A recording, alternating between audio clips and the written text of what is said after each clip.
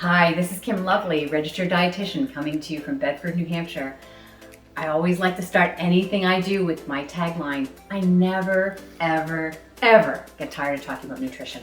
I am passionate about it. I have been practicing nutrition for almost 2.5 decades, and I love what I do. I get up every day grateful for the work that I have. Thanks everybody for the awesome compliments, the great feedback that we got from episode number 1 on breaking up with sugar. I've even heard from a few people that it was their inspiration to actually try to break up with sugar. So I'm really proud of you. Feel free to give me any feedback. I love to know how it's going. Today, we're going to talk about intermittent fasting, or as I like to call it, limited window of eating. So I'm going to let you know kind of what intermittent fasting is, why it's healthy or beneficial for your health, how you do it, like what you actually do if you want to do intermittent fasting or eat by limited window. And I'm going to tell you a little bit about my story, but I'll wait till the end to talk about that. Okay, what is intermittent fasting, or what I prefer to call it, limited window of eating? It is simply a conscious, deliberate abstinence from eating. So we are either in an eating and storing stage or a fasting and using the stores stage. So intermittent fasting allows the body to use the previously stored energy, which is in the form of fat, instead of relying on us intaking food and creating fuel from that. So there's several kinds of intermittent fasting. Options or plans, however you want to think about it, or schedules. And just, intermittent fasting has been around for years. There are many cultures who fast for religious reasons and for reasons of a time of internal reflection and being part of a community with a philosophy that's bigger than themselves. So there's many, many cultures that have been fasting for the beginning of time. So it's not a new thing. Okay, so the different kinds of intermittent fasting. The one that I like the best is it's called a 16-8, which means that for 16 of the 24 hours per day, you are not eating, you are fasting. And for another 8 hours of the day, that limited time is when you consume the bulk of your nutrition, all of your nutrition. So for example, if you eat dinner at 6 o'clock at night, you do not eat until 10 o'clock the next morning. So the good part is that most of us are actually sleeping. We have a natural fast during the time that we are sleeping. So that type of fast simply extends that natural fast to a later start in the morning, which allows your body to use the stored energy it already has. We have approximately 6 to 8 hours worth of energy in our body available to us from the food that we have eaten. We have an additional hour-ish of energy stored in the liver in the form of glycogen. Once those sources of energy have been depleted, the body has to go into its previously stored sources of energy and create energy from that stored energy that can be used then by the body. It's called a metabolic switch. In other words, the body goes from using primarily carbohydrate fuel to using fat for its source of fuel. And it's this metabolic switch to using fat as a source of fuel that has not just benefits for weight, but benefits for cardiovascular health, for prevention and treatment of type 2 diabetes, for treatment of metabolic syndrome, which is that diabesity where people have elevated cholesterol, extra belly fat, and unstable blood sugars, or their blood sugars are not within healthy levels. So for those 3 groups of people, that extension of the fast where the body can then use its already stored energy has great benefit. So in addition to the 16-8 limited window where you're fasting for 16 hours and eating for 8, there's other styles of intermittent fasting, and those would include a 5-2, which is where for 5 days a week you eat fairly normally, like normal, and then the other 2 days a week you either fast entirely or you eat very little calories on those days. The evidence or the statistics or the research behind it really is looking at that, at something you can do for life. And I personally think the extension of a already existing nighttime fast makes more sense from something you can do forever. So this is not the forum that we can get into talking about the real nitty-gritty science behind fasting, but if you are interested in it, and it is truly really, really interesting, I would direct you to a great review article that I found, and it's by a Mark Mattson, who's a neuroscientist at Johns Hopkins, and he does a review of all sorts of studies, both animal and human, about the benefits of intermittent fasting. So this is from the New England Journal of Medicine, and it is from December 26, 2019, and it's called The Effects of Intermittent Fasting on Health, Aging, and Disease. So again, the author is Mark Mattson and Rafael Di Cabo. So great reference for those of you that really want good pictures and explanations as to why intermittent fasting is beneficial for health. Okay, so I've kind of given you the what is intermittent fasting. Now we're going to go into the why of intermittent fasting. So first would be people wanting to lose weight. It is an effective way to lose weight.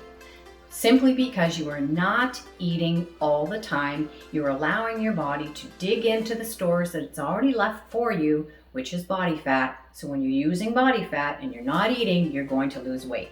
No brainer.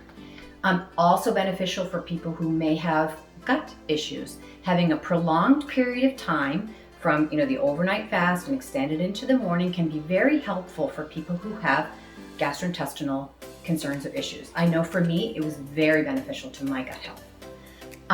For people who have type 2 diabetes, when you are not eating all the time, you're not expecting the body to kick out insulin constantly, and therefore you make your blood sugar much better than it was before. You also, weight loss when you have type 2 diabetes is very beneficial. There is a lot of look at the health and aging of the energy system, our mitochondria, in that when the body is in a fasting mode and using ketones, which is an energy source when we bring fat out of the cells and we convert it into a usable form of energy, it's called ketones. So when we use those for energy, we cause the body to get more efficient at its work, and that leads to improved mitochondrial function. So that is another super important thing. Okay, so you have decided that you would like to try intermittent fasting. How do you start? Well, first thing you do is examine where you already are. Are you currently not eating as soon as you finish dinner? So if you're finished dinner by 6:30, do you not eat again until breakfast in the morning? What is the length of time you're already doing? Can you extend that fast bigger? Can you, instead of starting breakfast at 8 o'clock in the morning, can you extend it half an hour at a time until you get to 10 in the morning? The goal will be to get to 15 to 16 hours during the weekdays for sure. On the weekends, it's often easier to go a little bit further, longer out, just because we're not on that same sort of week workday schedule.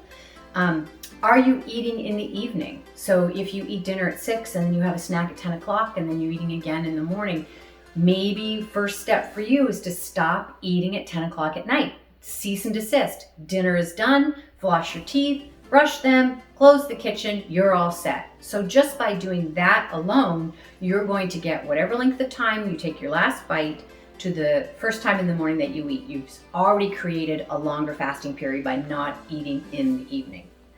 For some people, it doesn't make sense to extend their fast longer in the morning. Just their schedule doesn't allow that. So maybe that's the kind of person that doesn't start eating until later. Maybe you don't have your first meal until 12 and you can go until 8 at night. So it really is an independent choice on how you're going to do this. So I think one of the easiest ways for me to explain how you might get started is to kind of tell you my own story, because I had a very gentle start to intermittent fasting. So first, you should know that I wasn't terribly interested in it when I'd heard, several years ago, I heard about people doing it. I was actually at a conference with several dietitians, and one of the dietitians I was traveling with was doing intermittent fasting, and I was thinking, what the heck, I can't do this. I need to eat in the morning before I exercise. It's just not going to work for me. So COVID happened, and I had the opportunity to try working out in the morning when I was at home and not eat before I worked out. So that was the first place that I started.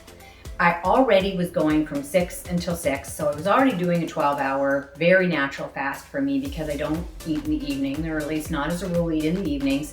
and I wasn't eating it before 6 in the morning. So by not eating before my workout, I was able to push it out to 8 o'clock in the morning. I found that I did great. I exercised, fasted, as well as I do exercising with breakfast beforehand, and I didn't have peanut butter bursts that I sometimes experience eating before exercise.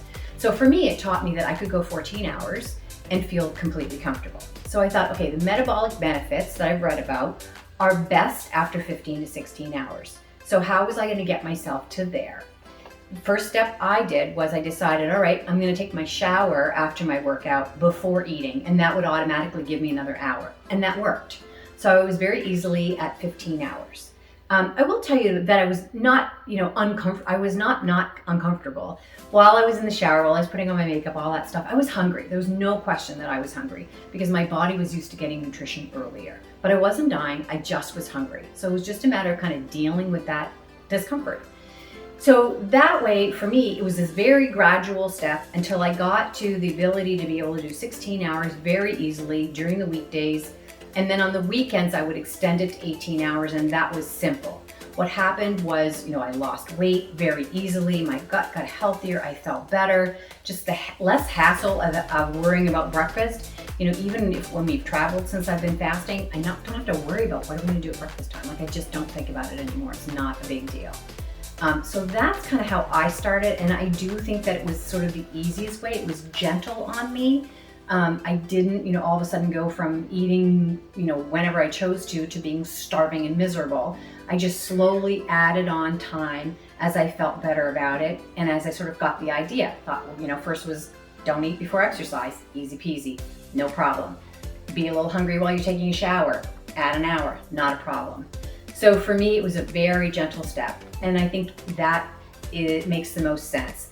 The type of intermittent fasting where you don't eat for an entire day and you do that twice a week, there are probably lots of people that think that's just fine. Like I said, I've never tried that, but to me it seemed a little bit hard.